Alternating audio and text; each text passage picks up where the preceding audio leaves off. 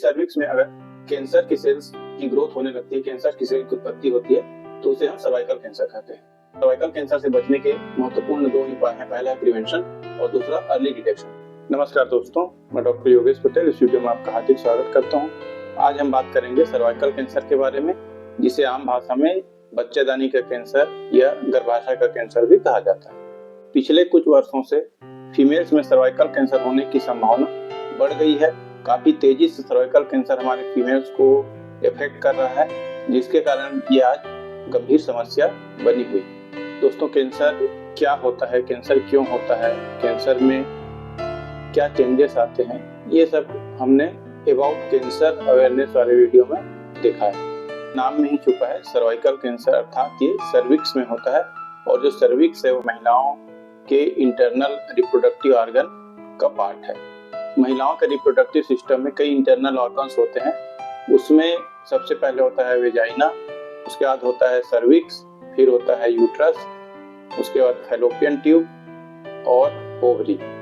दोस्तों, ये जो सर्विक्स है इसे हम यूट्रस का एक पार्ट कह सकते हैं। सर्विक्स में अगर कैंसर के सेल्स की ग्रोथ होने लगती है, कैंसर की सेल की उत्पत्ति होती है, तो उसे हम सर्वाइकल कैंसर कहते हैं। इस सर्वाइकल कैंसर का जो सबसे कॉमन कॉज है वो है ह्यूमन पेपिलोमा वायरस, जिसे एचपीवी वायरस भी कहते हैं, इसके इन्फेक्शन के कारण। और ये जो एचपीवी वायरस है ये सेक्सुअली ट्रांसमिटेड होता है। इंटरकोर्स के दौरान, सेक्सुअल रिलेशन के दौरान ये इन्फेक्शन महिलाओं में आ सकता है। इन्फेक्शन के कारण जो हमारे सर्विक्स के सेल्स हैं वो प्री कैंसरस सेल में चेंज हो जाते हैं और धीरे धीरे वे कैंसरस सेल में चेंज होने लगते हैं। सर्वाइकल कैंसर भी दो टाइप के हो सकते हैं। पहला होता है स्क्वेमस सेल कार्सिनोमा और दूसरा होता है एडिनोकार्सिनोमा। लेकिन 80 से 90% जो सर्वाइकल कैंसर होते हैं वो स्क्वेमस सेल कार्सिनोमा होते हैं। फीमेल्स में होने वाले कैंसर में जो सर्वाइकल कैंसर है वो सेकेंड कॉमनेस्ट कैंसर है, अर्थात दूसरा सबसे ज्यादा होने वाला कैंसर है। और कैंसर के कारण होने वाले डेथ में, अर्थात मोर्टेलिटी में, तीसरे नंबर पर है सर्वाइकल कैंसर। तो इसकी गंभीरता को आप समझ सकते हैं कि सर्वाइकल कैंसर कितना गंभीर है और किस हद तक फीमेल्स को इफेक्ट कर रहा है और इसके कारण फीमेल्स की मृत्यु भी हो रही है। अब देखते हैं कि सर्वाइकल कैंसर के वार्निंग साइंस क्या क्या हो सकते हैं। दोस्तों, इनिशियल स्टेज में या प्रारंभिक अवस्था में सर्वाइकल कैंसर के कोई ऐसे साइन या सिम्टम्स नहीं होते हैं जिसके कारण पेशेंट अपने आप को सस्पेक्ट कर सके कि मुझे सर्वाइकल कैंसर हो रहा है। तो इसके लिए जरूरी है कि समय समय पर हम जांच कराते रहें। लेकिन सर्वाइकल कैंसर के ग्रेड 1 या स्टेज 1 में कुछ ऐसे सिम्टम्स या साइंस होते हैं जिसके कारण आप सावधान हो सकते हैं। फीमेल्स के जो वेजाइना है या योनि है उससे वाटरी या ब्लडी डिस्चार्ज होने लगता है। खून का या पानी की तरह फ्लूइड का रिसाव होने लगता है। और ये जो रिसाव है वो अलग अलग फीमेल्स में डिपेंड करता है, किसी में कम होता है, किसी में हेवी या ज्यादा हो सकता है। सेक्सुअल एक्टिविटीज या इंटरकोर्स के बाद वेजाइनल ब्लीडिंग होने लगती है, अर्थात योनि से खून का रिसाव होने लगता है। सेक्सुअल एक्टिविटीज या इंटरकोर्स के समय पे पेन होता है फीमेल्स में, जिसे डिस्पेरोनिया कहते हैं। शुरुआत में ये जो कैंसर है ये सर्विक्स को इफेक्ट करता है, धीरे धीरे ये फिर यूट्रस में और अपने आसपास के दूसरे जो टिश्यूज हैं उसमें भी डेवलप होने लगता है।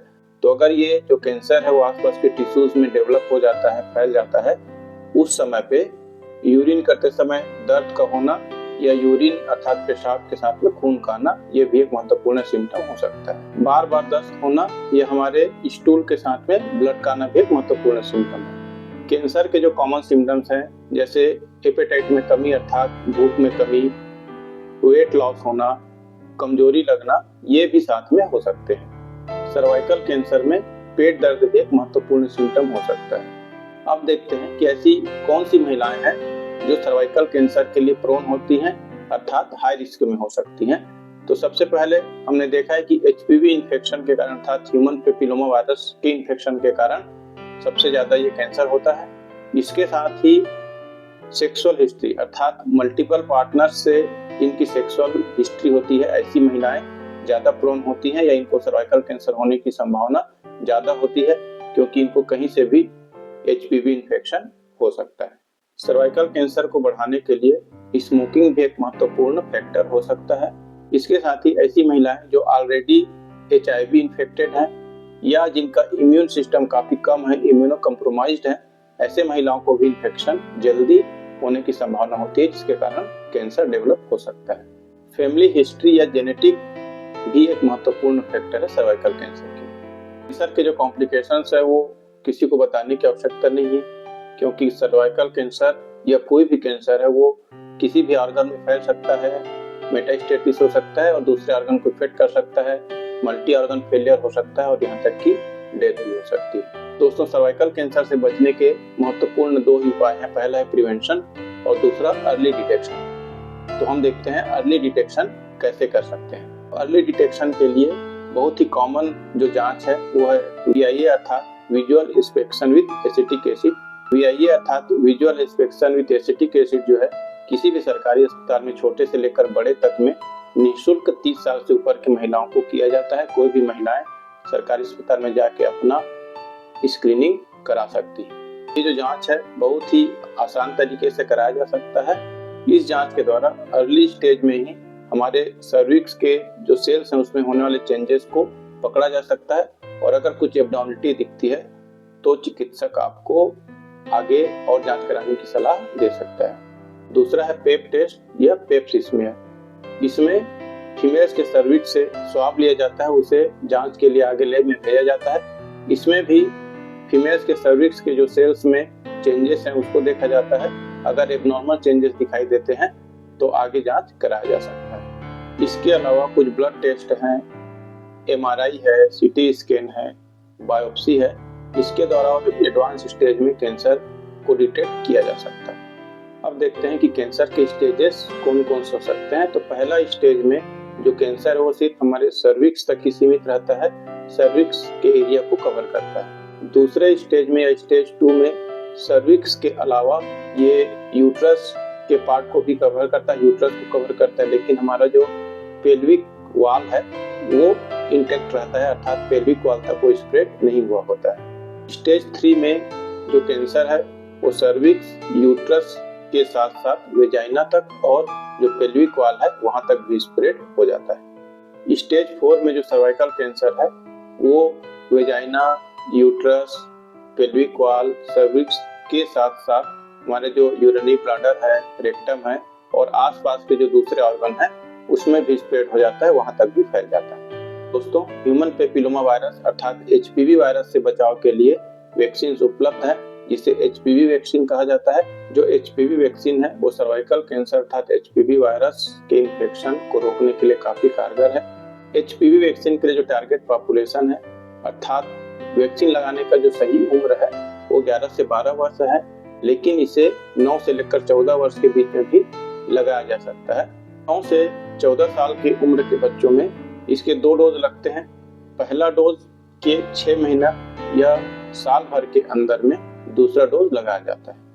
अगर किसी कारण से 14 साल से पहले वैक्सीन नहीं लग पाता है या नहीं लगा पाते हैं तो 15 से लेकर 26 साल तक के उम्र के जो एडल्ट्स हैं उनके लिए 3 डोज है। पहला डोज के बाद हर 6-6 महीना में दूसरा और तीसरा डोज लगाया जाता है।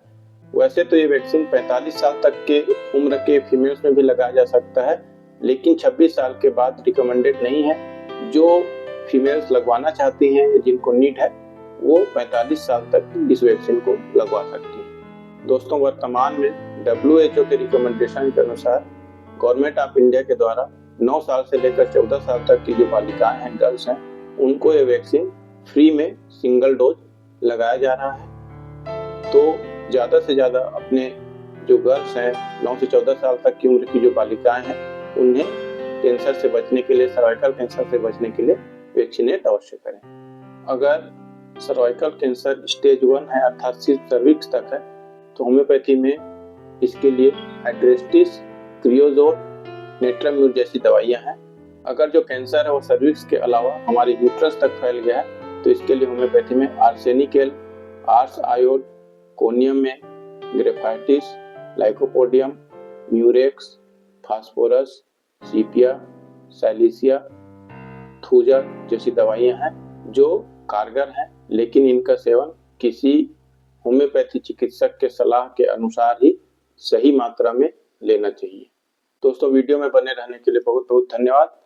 सर्वाइकल कैंसर के प्रति अवेयर रहें, अपने आप को प्रिवेंट करते रहें, स्क्रीनिंग समय समय पे कराते रहें ताकि अर्ली डिटेक्शन हो पाए और आगे बीमारी बढ़ने से आप अपने आप को रोक लें।